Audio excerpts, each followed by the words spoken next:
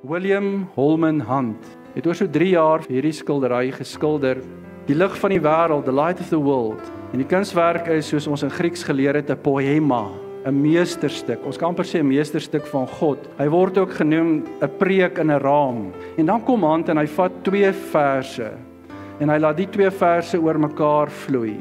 Met ander woorde, as jy Openbaring 3 vers 20 sou vat en jy vat Johannes 8 vers 12 en jy sê vir AI, blend vir my die 2 verse, dan sou mens dit kry wat Hunt vir u neersit.